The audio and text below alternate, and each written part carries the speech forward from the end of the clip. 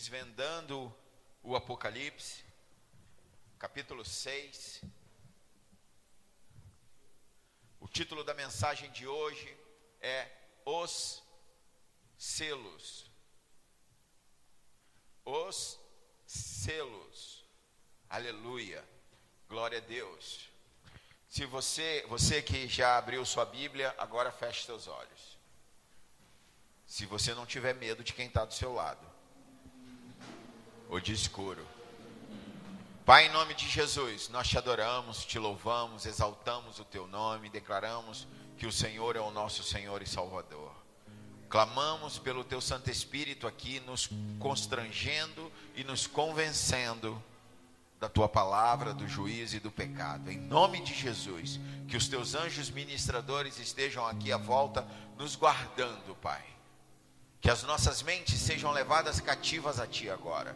Que os nossos corações sejam abertos para receber do Senhor revelação, Pai. Que os nossos ouvidos sejam abertos para ouvir a Tua voz. Que os nossos olhos espirituais sejam abertos para ver o Teu reino, Pai. Em nome de Jesus, nós clamamos a Ti, Senhor, para que seja algo diferente nessa noite. Para que haja poder do Senhor nessa noite. Em nome de Jesus, aleluia, glória a Deus, glória a Deus, amém, aleluia. Os 5 primeiros capítulos do Apocalipse apresentaram um Cristo no meio, um Cristo na glória, no meio da sua igreja, sondando, corrigindo e exortando e também encorajando a sua igreja, amém? As cartas às igrejas, elas revelam o que as igrejas aparentam ser aos olhos dos homens e o que elas de fato são aos olhos de Deus, aos olhos de Cristo.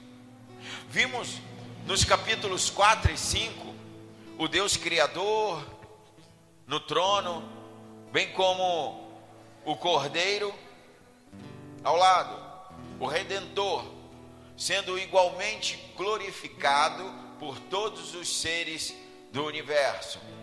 Vimos o Cordeiro, vimos que o Cordeiro está com o livro da história na mão. Isso quer dizer, ele tem autoridade sobre a história. Os capítulos que vamos ver a partir de agora, que se apresentarão agora, eles passam a falar do sofrimento da igreja, passa a falar dos juízos do Senhor sobre os inimigos da igreja e fala também do triunfo de Jesus Cristo, aleluia, glória a Deus. E esse tempo serão as dores de parto, serão como dores de parto. Esse tempo está sujeito a uma revelação da ira de Deus. Nós vamos conhecer um Deus irado. Os 7 selos descrevem movimentos que caracterizam a era ou a dispensação inteira, desde a ascensão até o regresso glorioso de Jesus Cristo, amém? Ele vai apresentar desde a hora em que Jesus Cristo subiu aos céus até o regresso dele, até a hora que ele volta. E vai ser, assim, um momento maravilhoso para nós, porque é a vitória do Senhor Jesus Cristo, é a hora. Mas nessa hora vai haver visões de paz e de guerra, de fome e de morte, de perseguição à igreja e do juízo de Deus sobre seus inimigos. À medida que os selos vão sendo abertos no céu, acontecem efeitos tremendos aqui na terra. O céu comanda a terra, amém? O plano espiritual, ele é mais real do que o natural. Eu venho falando isso há 3 anos aqui em cima. Que o plano espiritual, ele é muito mais real. Que o reino espiritual, ele é mais real do que o natural, amém? E Jesus abre os selos, e isso quer dizer que a história está nas mãos de Jesus Cristo. Nos primeiros 4 selos nós vemos a ira de Deus misturada com graça. A partir do 6º selo há o derramamento da ira sem mistura de graça. Sem mistura, é a ira pura. É o dia do juízo. Apocalipse 6 é um paralelo de Mateus 24. Aconselho aos amados irmãos que leiam o capítulo 24 de Mateus, o capítulo 13 de Marcos e o capítulo 21 de Lucas. Vai falar muito sobre guerra, sobre fome, perseguições, os abalos no mundo, a segunda vinda de Jesus. E se nós juntarmos esses quatro trechos da Bíblia com o capítulo 6 de Apocalipse, nós aprendemos algumas verdades. E eu destaquei aqui 4 verdades que nós podemos aprender com esses textos juntos. A primeira verdade é que quem está no trono e o Cordeiro são adorados por todo o universo. Todo o universo. Todos os seres no céu, todos os seres viventes, todos os anciãos, todos os que habitam na terra, embaixo da terra, dentro dos mares, enfim, tudo adora a quem está no trono e ao Cordeiro. Isso quer dizer que a história não está à deriva. Amém? Deus reina. A segunda coisa que eu aprendo aqui é que quem tem o livro na mão tem o poder. Quem tem o livro tem o controle. E é ele quem abre os selos e é ele que dá ordem aos acontecimentos. Isso quer dizer, Jesus Cristo está no governo. Jesus Cristo tem todo o poder. Nada pode tirar Jesus Cristo do seu lugar de honra. Os eventos, outra coisa que eu aprendo aqui é que os eventos do juízo não acontecem sem o conhecimento, permissão ou controle de Jesus Cristo. Tudo acontece porque Ele conhece, Ele determina, Ele permite e Ele controla. Até os inimigos estão debaixo da autoridade dEle e do controle de Jesus Cristo. Amém? O quarto ponto aqui que eu entendi também é que todo o universo está sob a autoridade de Jesus e serve aos seus propósitos. Isso quer dizer até os demônios servem aos propósitos de Jesus Cristo. É do trono que sai a ordem para os cavaleiros do Apocalipse. Nós vamos falar dos 4 cavaleiros hoje. E é de lá que é ele que dá a ordem para os 4 cavaleiros. Os 4 cavaleiros devem dar a largada para dentro da grande história. Amém? Vamos falar então dos 4 cavaleiros do Apocalipse. O primeiro cavalo é o cavalo branco,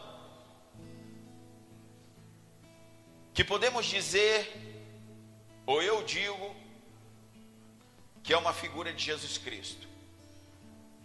Apocalipse capítulo 6, versículo 1 diz assim: observai quando o Cordeiro abriu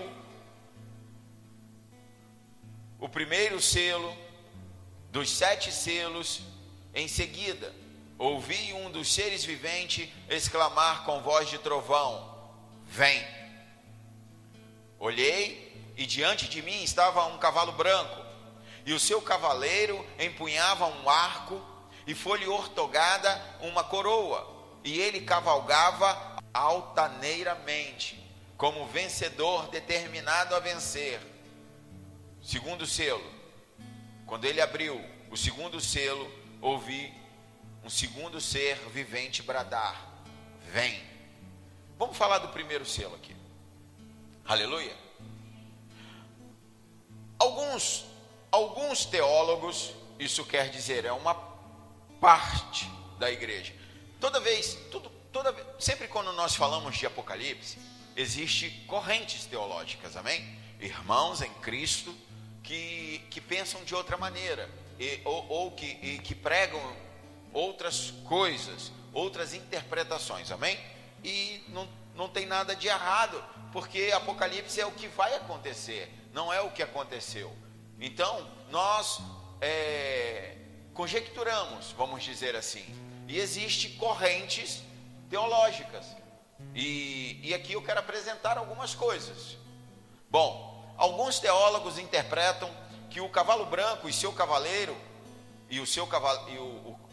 o cavalo branco e o seu cavaleiro é o anticristo, seguindo os argumentos de que Apocalipse usa imagens duplas para fazer contrastes.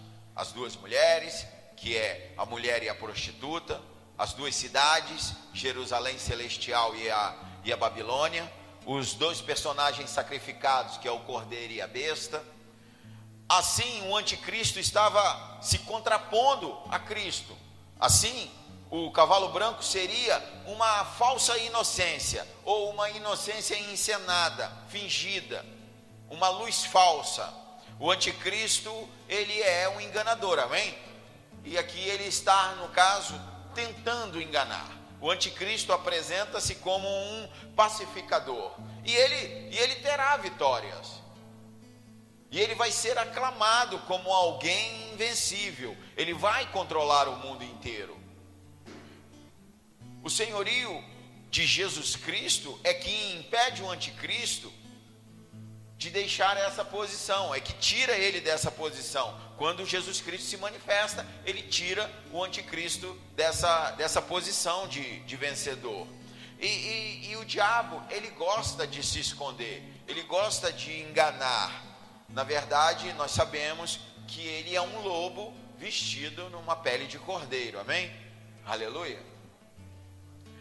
Outros teólogos interpretam que o cavalo branco como conquistas militares, que o cavalo branco ele era usado pelo rei vencedor, o arco simboliza o poderio militar. Uma conquista militar sempre traz tragédias, e em seguida vai haver tragédias. Bom, isso são outros teólogos que interpretam dessa forma. Outros interpretam o cavalo branco como sendo a pregação do evangelho em dimensões universais. Isso quer dizer, mesmo em meio às terríveis perseguições, o evangelho ele tem sido pregado e ele será pregado vitoriosamente no mundo inteiro para testemunho de todas as nações. Mateus 24:14. Então, esse grupo de teólogos, eles entendem que sem escola os cristãos confundiram os letrados rabinos. É verdade. Sem poder político ou social, eles se mostraram mais fortes do que o sinédrio na época de Jesus. Não tendo um sacerdócio, desafiaram os sacerdotes do templo. Sem um soldado sequer, foram mais poderosos do que as legiões romanas. Tanto é que depois Constantino, ele coloca o cristianismo como a religião oficial do governo de Roma, porque não conseguia acabar com os cristãos, amém? E assim se seguiu até agora o cristianismo, vencendo tudo, rompendo, mesmo diante das perseguições, o evangelho continua. Então, é uma corrente plausível, digamos assim. Mas alguns teólogos, e eu junto, que não sou teólogo, mas eu concordo com esse entendimento, é que o cavalo branco e o seu cavaleiro é Jesus Cristo. Sempre que Cristo aparece, Satanás se agita, ele provoca dores, ele provoca os filhos de Deus, é iminente. E logo em seguida vai vir um cavalo vermelho, preto e amarelo. Quer dizer, veio o cavalo branco, vai vir os outros 3 cavalos. As palavras só podem se aplicar a Cristo. Branco só pode se aplicar a Cristo. Coroa, saiu vencendo, a Bíblia diz isso, saiu vencendo para vencer. Só Jesus Cristo. Quando fala quando fala essas palavras, nós podemos lembrar de cabelos brancos, Apocalipse 1:14. Nós podemos lembrar de pedrinha branca, Apocalipse 2:17, de roupas brancas, Apocalipse 3:4, 5:18, de nuvem branca, 14:14, de cavalo branco, 19:11, e de trono branco, 20:11. Apocalipse 20, 11. Então todas as vezes que se referem a branco, está se falando de Jesus Cristo. Por que aqui nessa hora do cavalo branco não estaria falando de Jesus Cristo? O branco não pode ser usado por o diabo, nem por o anticristo, no meu entendimento. E outra coisa, esse primeiro selo não traz maldição nenhuma sobre a terra. É Jesus Cristo, amém? Aleluia. Esse texto, ele está de acordo com o paralelo de Apocalipse 19, 11, onde fala do cavalo branco. A descrição não deixa dúvidas, amém? Esse texto está de acordo com o tema geral do livro de Apocalipse, que é a vitória de Cristo. Ele é o leão da tribo de Judá que venceu, Apocalipse 5:5. A espada do cavaleiro, do cavalo branco, está de acordo com Mateus 10:34. Cristo venceu com a palavra. Isso quer dizer, ele venceu com o evangelho. Amém, queridos? Estão me entendendo? Aleluia. Então vamos para o segundo cavalo, o cavalo vermelho, a figura da perseguição religiosa e da guerra. Versículo 4: então partiu outra cavalgadura, um cavalo vermelho, e o seu cavaleiro. Foi concedido o poder de tirar a paz da terra, de modo que os homens matassem uns aos outros. E lhes foi entregue também uma grande espada.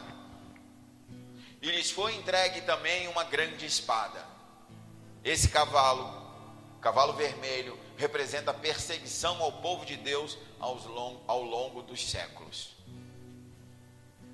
O futuro será um período de guerras e rumores de guerras, de conflitos e perseguição até a morte. Perseguição pelos judeus, perseguição pelos romanos, perseguição pela Inquisição, perseguição pela pré-reforma, perseguição pela pós-reforma, perseguição pelo nazismo, pelo fascismo, perseguição pelo comunismo. Amém? O cristão sempre foi perseguido. Em toda a história sempre houve perseguição a quem crê em Jesus Cristo. Hoje nós estamos sendo perseguidos. O maior número de mártires da história aconteceu no século 20. Foi quando mais homens morreram por causa da palavra de Deus. A ideia da perseguição religiosa, ela é fortalecida pela abertura do 5º selo. Ali são vistas as almas dos mártires que tombaram pelo testemunho da verdade. Nós já vamos falar deles. Esse cavaleiro tinha uma grande espada. Essa espada é chamada de machíria. Eu acho que é assim que se fala. Se não for, esquenta não. É por aí. Machaira, não sei. É por aí. Ela tem uma forma de cutelo grande, de fazer sacrifício. Ela é para isso, para fazer sacrifício. Amém, queridos? Aonde Jesus Cristo chega, o cavalo branco saiu, chega também a perseguição aos que são de Cristo. Em seguida vem esse cavalo. E nós podemos lembrar de muitos que foram perseguidos, desde Estevão, o primeiro, Paulo, Policarpo, e ao longo da história, a Rússia, Coreia do Norte, China, os países islâmicos. A igreja sempre foi perseguida. A igreja brasileira não sabe o que é isso. A igreja brasileira nem sonha o que é ser crente aonde há perseguição. Aqui as pessoas ficam em casa por pouca coisa, até porque está cansado.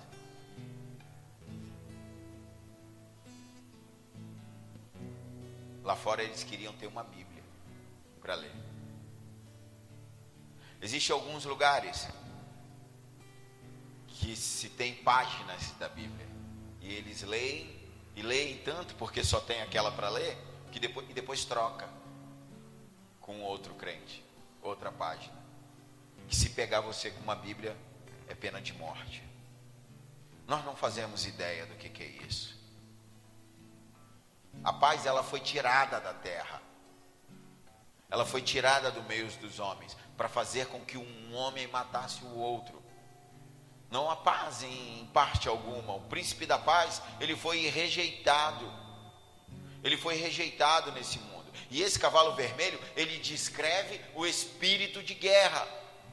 Os homens perdem a paz e buscam a paz através da guerra. Vê se tem cabimento isso. Eles entram em guerra para buscar a paz. E eles vão se matando. Em vez de se ajudarem, eles se matam. E as guerras cada vez mais estão aumentando. Guerras mundiais, guerras tribais, guerras étnicas, religiosas, guerras por interesses econômicos. Qualquer coisa é motivo para uma guerra. Mas, na verdade, isso tudo é um plano de Satanás para que sangue seja derramado, para que vítimas sejam sacrificadas no seu altar. É isso que Satanás quer. Ele quer sangue inocente sendo derramado. E a nossa irracionalidade, ela não consegue acompanhar isso e entender a do homem. E cada vez mais investe em armamento. Não tem nenhum governo pensando em paz.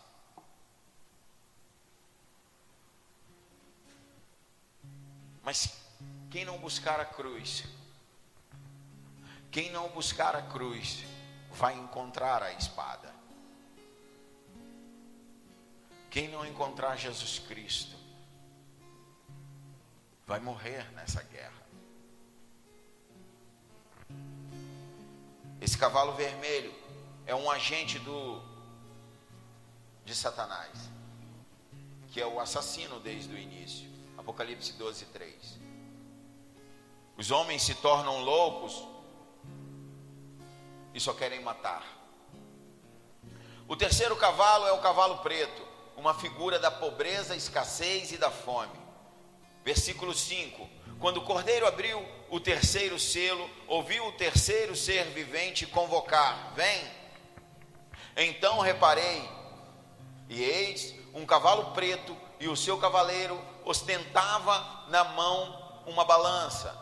Então ouvi o que parecia uma voz grave vinda dentre os quatro seres viventes, exclamando: 1 quilo de trigo por 1 dinheiro, 3 quilos de cevada também por 1 dinheiro, mas não destrua o azeite e o vinho.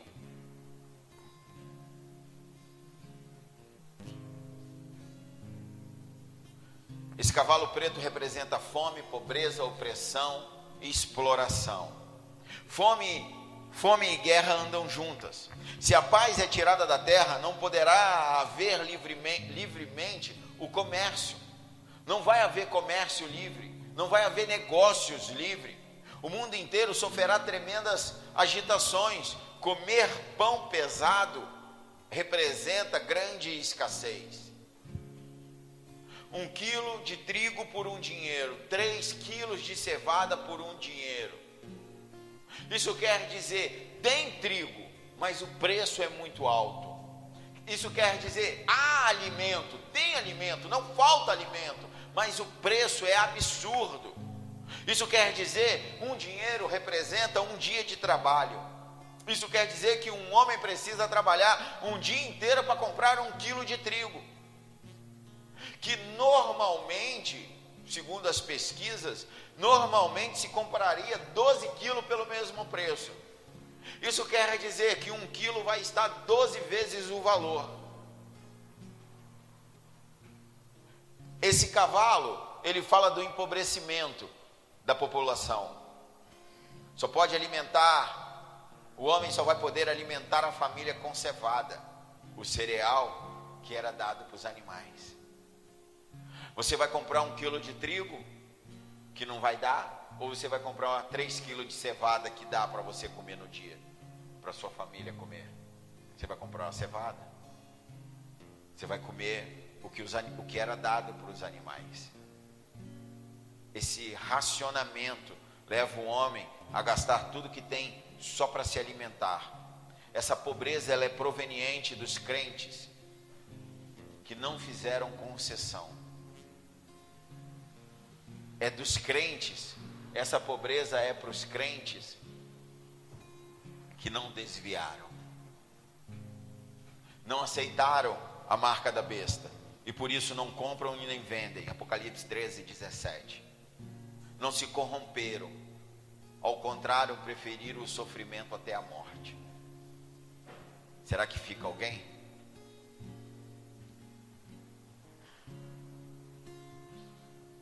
A pobreza, ela não vai atingir todos. A pobreza, ela não vai atingir a todos. Ela só vai atingir o crente fiel. Porque ele diz: o azeite e o vinho, preserve o azeite e o vinho. Produtos que descrevem uma vida farta. Produtos que descrevem uma vida de riqueza. Ricos sempre sabem garantir o seu luxo enquanto a população passa fome. No mesmo mundo que reina a fome, reina também o esbanjamento, reina o luxo, reina a desigualdade. Isso quer dizer, uns terão muito, a ponto de estragar, de jogar fora os restos, jogar fora, enquanto outros vão passar fome.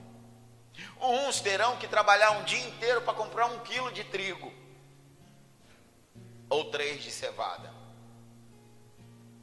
Fome.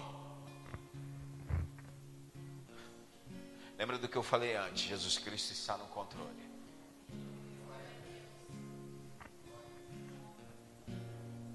O 4º cavalo, amarelo, a figura da morte. Versículo 7. Quando ele abriu o 4º selo, ouvi a voz do 4º ser vivente clamar: vem. Olhei, e diante de mim estava um cavalo amarelo, pálido. Seu cavaleiro chamava-se Morte, e o lugar dos mortos o seguia de perto. Presta atenção. E o lugar dos mortos o seguia de perto. Foi-lhes dado o poder sobre 1/4 de toda a terra, a fim de que matassem a espada. Lembra da espada grande? Pela fome, e por meio de pestilência, e pelos animais selvagens da terra. Aqui, esse 4º cavaleiro é a figura da morte e do inferno. São uma representação de uma mesma coisa. Apresentam-se em uma única realidade. O inferno sempre vem atrás da morte. A morte derruba e o inferno recolhe. A morte pede o corpo, enquanto o inferno reclama a alma do morto.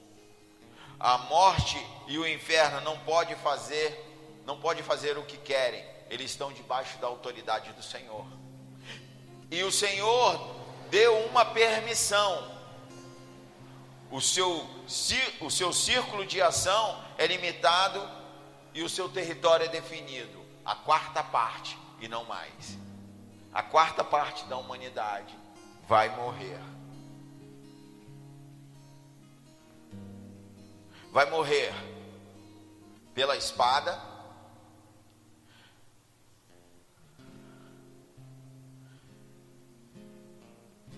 Isso quer dizer, não fala pela espada, isso quer dizer através das guerras. Vai morrer pela fome, que é o subproduto da guerra. Cidades sitiadas, falta de transporte, falta de estrada, não tem como alimento chegar, e pela falta de recurso. Vai morrer pelas pestilências e mortandades, isso quer dizer pragas, pobreza, fome e guerras. Tudo junto aqui, mas além disso acrescenta as pragas. E pelas bestas feras da terra, isso quer dizer pelos animais selvagens. Os animais selvagens vão matar as pessoas, vão invadir as cidades. 5º selo. Versículo 9. Quando ele abriu o quinto selo, contemplei debaixo do altar as almas daqueles que haviam sido mortos por causa da palavra de Deus e do testemunho que proclamavam. Eles exclamavam com grande voz: até quando, ó soberano, santo e verdadeiro, esperarás para julgar os que habitam em toda a terra e vingar o nosso sangue? Então, para cada um deles foi entregue uma vestidura branca, e foi-lhes orientado que aguardasse ainda um pouco mais, até que se completasse o número dos seus irmãos, que como eles foram servos, e que da mesma forma também deveriam ser mortos. Até aí. Há um clamor no céu. Há um altar, e debaixo desse altar, cheio de almas, almas vivas, almas falando, homens e mulheres que morreram pela sua fé, que morreram no martírio, que estão lá no céu. A abertura do quinto selo, muda-se o cenário, sai da terra e vai para o céu. Agora o que João vê é o céu. Saímos da causa e passamos para o efeito. Essas pessoas foram mortas, mas ainda não ressuscitaram, ainda não têm o corpo glorificado. Elas foram mortas e a matança prossegue, ainda não terminou o número de homens. As almas sobrevivem sem corpo e estão conscientes. Elas não estão dormindo. Elas estão no céu, estão com o Senhor.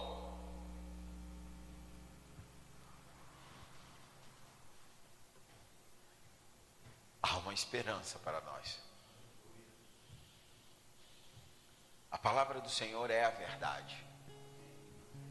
E é nesses trechos que nós precisamos nos agarrar. Não importa esse mundo. O que importa é a palavra de Deus. E ela diz que os seus servos estão junto com Ele. E Ele veste cada um de nós. Quando Paulo diz, deixar este corpo é muito melhor, porque eu vou estar com o Senhor. E Apocalipse mostra isso, estão lá junto com o Senhor, conversando com o Senhor, já estão no reino. A morte física não te separa de Deus. Deus não poupou essas pessoas do martírio, mas deu a elas a oportunidade de morrerem por causa da sua palavra. Enquanto os falsos crentes vão desviar, amando o presente século, adorando o anticristo, se afastando da palavra de Deus, diante da sedução do mundo e da perseguição do mundo, os fiéis serão selados com o sangue, com o seu próprio sangue, vão entregar o seu sangue, vão preferir a morte a se desviar de Jesus Cristo. Jesus deixou isso bem claro em Mateus 24:9. Então vos entregarão a tribulação, e vos matarão, e sereis odiado de todas as gentes por causa do meu nome. Muitos homens de Deus, conhecidos e desconhecidos, vão ainda morrer por causa da sua fidelidade a Jesus Cristo, por causa da fidelidade à sua palavra. É uma pena que na igreja brasileira, poucos têm essa disposição de morrer pela palavra, de morrer por causa de Jesus Cristo. Aqui nesse texto, nós vemos as almas dos fiéis pedindo vingança, mas não é vingança pessoal. Eles estão pedindo vingança pela vergonha ao nome de Jesus Cristo. Eles estão pedindo que a glória do Senhor, que o Senhor seja exaltado. Estão pedindo Senhor, até quando? Entenda que a pergunta deles não é: Senhor, por que que eles morrem? Por que que nós morremos? Por que o Senhor permite? A pergunta deles é: até quando? A pergunta deles não é se vai parar de morrer. A pergunta deles é: até quando, Senhor? Eles pedem justiça divina. Lucas 18:7. Esse é o clamor da igreja diante dos massacres, das arenas, os campos de concentração, prisões, câmara de gás, forca, espada. Não é um grito de lamentação, mas é um lamento pela honra de Deus. E as almas recebem vestes brancas, representando retidão, santidade e também alegria. Porque estar no céu é uma bem-aventurança. Então eles estão alegres de estar com o Senhor. Ainda não é uma alegria plena, porque ainda não houve a ressurreição. Mas é incomparavelmente melhor do que está no corpo. Filipenses 1:23. Aqui na terra, quando se é um réu, quando se é um condenado, vestem ele de preto.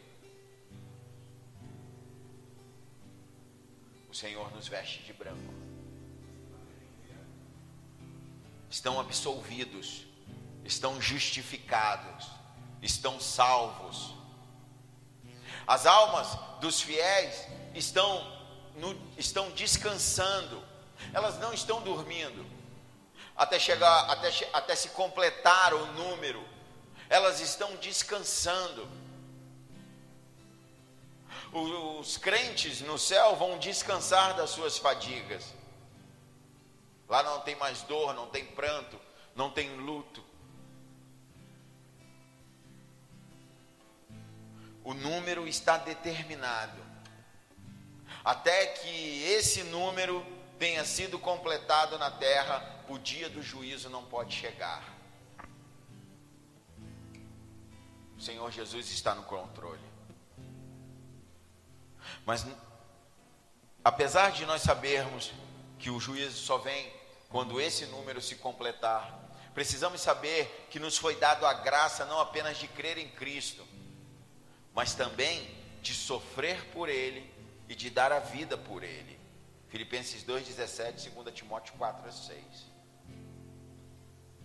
Deus mostra para esses mártires que o seu sacrifício não foi um acidente, foi planejado. Até na morte do seu povo, Deus está no controle. O Senhor tem um controle de todas as coisas. Então, quando o inimigo acha que está ganhando porque está matando os crentes, a igreja está vencendo porque está se dispondo a morrer pela sua fé.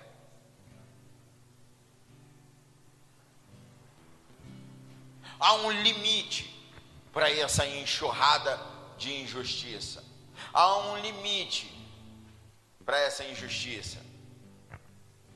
Deus anuncia que esse limite é intransponível. Trata-se de um número completo de homens que vão morrer pela palavra de Deus. Esse número não é citado, não se encontra. Quem falar que é um número está especulando. Não tem. Só o Senhor sabe.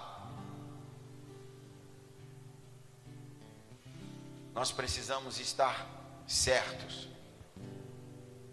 de quem nós somos e do que queremos. Nós precisamos fazer parte desse número de pessoas que, se necessário for, entrega a sua vida pela palavra de Deus. A perseguição vai crescer sobre a igreja e vai chegar aqui no Brasil.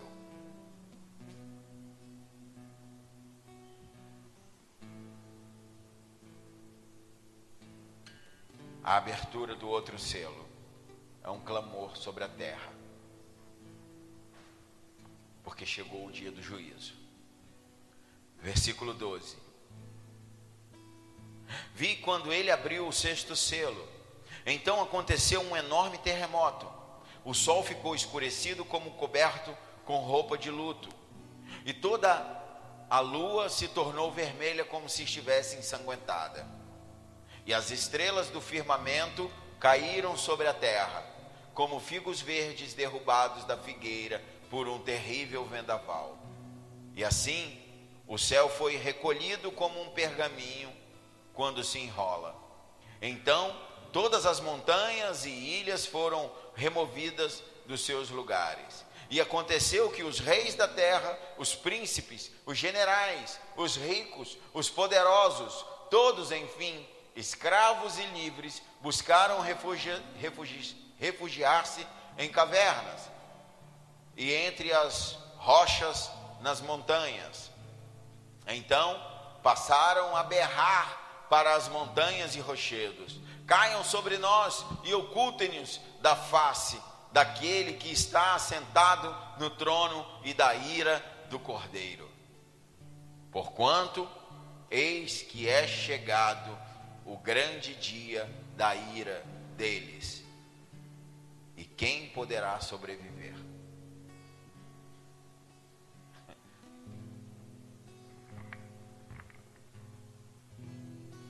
Não é só Deus o irado, é aquele que está no trono e o Cordeiro. Eles estão irados nesse dia. Chegou o dia do juízo. Nessa hora, o evangelho é para condenação, não é para salvação. As portas da graça estão fechadas. É o dia da ira. O sexto selo nos coloca no dia do juízo. Medo, terror, espanto descrevem esse dia. Um universo sendo sacudido, homens completamente aterrorizados, tentando se esconder. O juízo chegou, o próprio universo está abalado. O sol, a lua, as estrelas, o céu, os montes, as ilhas, tudo aquilo que se considerava sólido e firme está abalado. As vigas de sustentação do universo estão se desintegrando, a antiga criação está se desintegrando, os céus se desfarão em grande estrondo. Enquanto alguns poderosos pensam que vão construir bunker, é bunker que fala, né? O nome? Eu não sei. Esses esconderijos debaixo da terra, né? Que fazem andares e andares. Vai estremecer tudo, vai rachar tudo. Estão querendo levar para a Lua, levar para Marte. Vai cair lá de cima. Vai sacudir tudo. Se você não foi selado pelo sangue do Cordeiro, está perdido. Se você não foi, se você negociou, se você preferiu o vinho e o azeite em vez de comer cevada, se você rejeitou as vestes brancas, esse é o dia de terror. Esse simbolismo inteiro nos ensina uma lição, que será verdadeiramente terrível o final, e completa a ira de Deus sobre o mundo e sobre aqueles que perseguiram a igreja. Esse momento virá repentinamente, será como um ladrão na noite. Os homens desmaiarão de terror. Os homens estão em profundo desespero. E ele fala de 6 classes de pessoas descritas. Da mesma forma que fala também de 6 elementos abalados: reis, grandes comandantes, ricos, poderosos, escravos e livres. Nesse contexto ali, abrange todos, como também abrange toda a criação. Ele fala que recolheu o céu como um pergaminho. Sabe o que é pegar o céu e enrolar? Tirar tudo da sua ordem. João vê nessa imagem de terror universal todos os ímpios sobressaltados em um repentino terror, tentando fugir e se esconder de Deus. Os homens estão buscando um lugar para se esconder. Mas para onde ir? Como se esconder de Deus? Deus está em toda parte. Não tem como se esconder dele. Mas o primeiro instinto do pecador é se esconder. Lembra de Adão e Eva? A primeira coisa que se faz é se esconder. Não adianta, não tem para onde ir. Os montes estão se desmanchando, as ilhas estão afundando, o universo está numa confusão. E o homem fugindo de um Deus irado, buscando a morte, quer morrer e não consegue. O maior medo do pecador não é a morte, mas a manifestação plena da presença de Deus. O aspecto mais terrível do pecado é que faz do homem um fugitivo de Deus. Todo pecador foge da presença de Deus. Todo homem que está em pecado não quer a presença de Deus. O tempo da graça acabou. Aqueles que não buscaram a graça encontraram a ira de Deus. Aqueles que não buscaram a graça, que não procuraram a graça, encontraram a ira de Deus. A porta para a Nova Jerusalém se fechou. Agora é o juízo. Não adianta a posição de riqueza, não adianta o título político, nada pode evitar o homem de enfrentar o tribunal. Todos vão estar diante de Deus. Todos.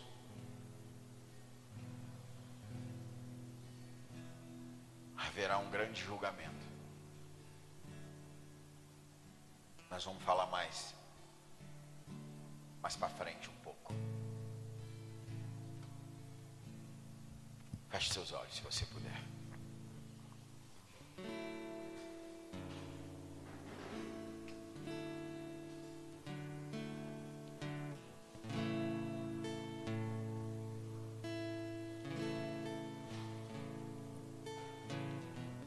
O primeiro cavalo é o Senhor. O primeiro cavaleiro, o cavalo branco é o Senhor. Ele é o vencedor. É Ele. Ele que venceu a morte. É Ele que tem o rolo da história na mão.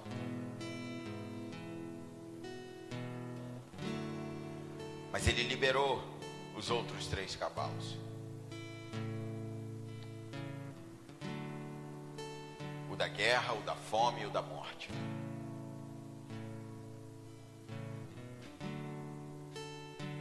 Talvez você se apegue a isso. Ao cavalo da fome, ao cavalo da morte, ao cavalo da guerra. Talvez você se apegue à última parte, em que Deus vem julgar o mundo. Deus irado.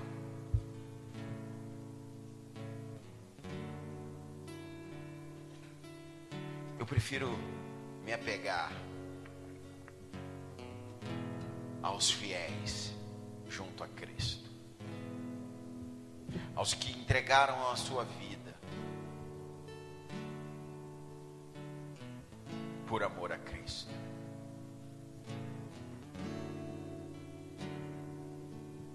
Eu sofro de ver um povo que não ama a Cristo.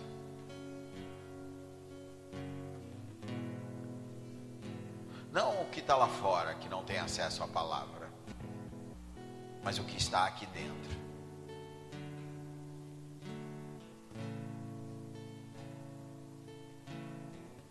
Repetidamente ouvindo palavras. Um povo que se aborrece com qualquer coisa. Um povo mimado, que quer aparecer, quer título, quer tapinha nas costas, quer subir no altar,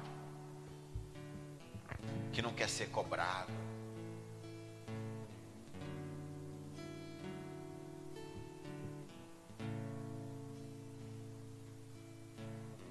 Uma igreja fraca. Uma igreja que não tem prazer em orar.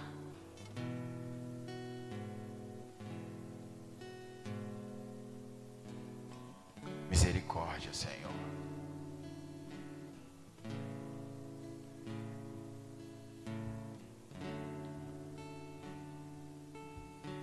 Eu não sei se eu vou precisar morrer pela uma espada.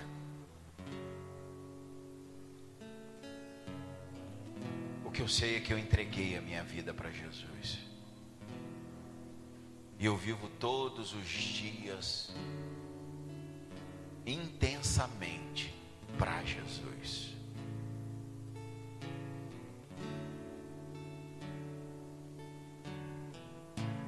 E é uma pena que o dia só tenha 24 horas.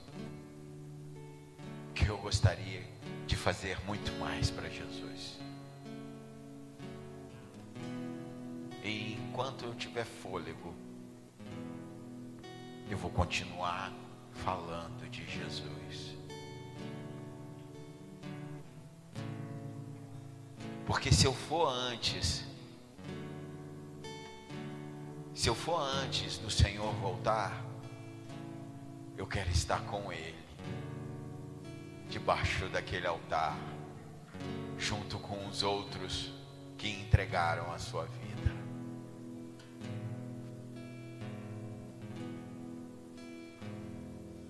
Paulo diz: incomparavelmente melhor é estar com Cristo. Se andar com Ele aqui já é bom, imagina lá. Se trabalhar aqui para Ele, servir a Ele, viver para Ele, já é tão maravilhoso. Se os pequenos flashes da presença dEle,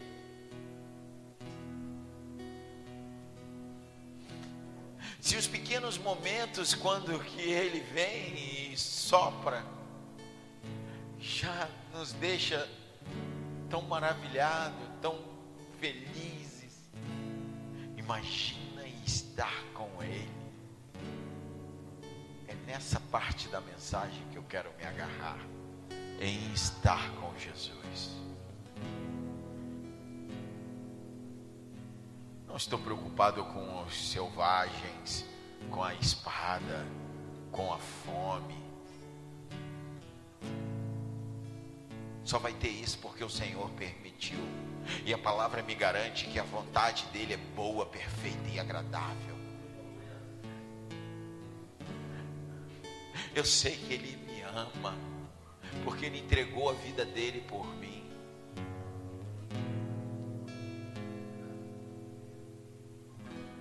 Ah, queridos, que essa mensagem fique impregnada em você, e que você se apaixone pelo Evangelho, que você se apaixone pela igreja do Senhor Jesus, que você se apaixone em implantar o reino, em servir a Cristo. Cristo, em ser produtivo no reino de Deus.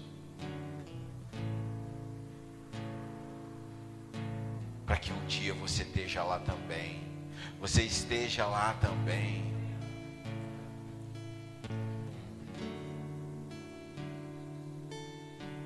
Eu creio que o Senhor quer fazer tanta coisa através da tua vida.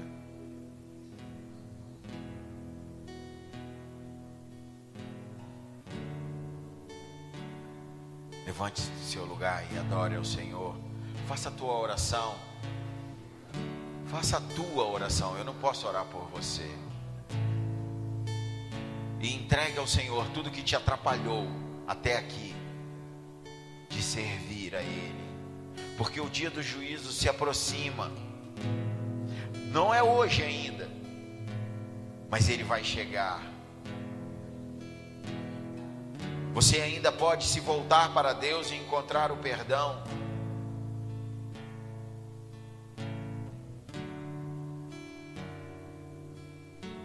Se entregue.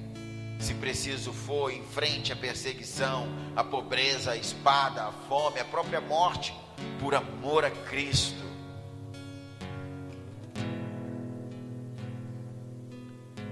Porque o dia do juízo vai chegar. O dia do juízo vai chegar. E enquanto os condenados vão estar vestidos de preto, você vai estar vestido de branco, de vestes de santidade, de vestes de justiça.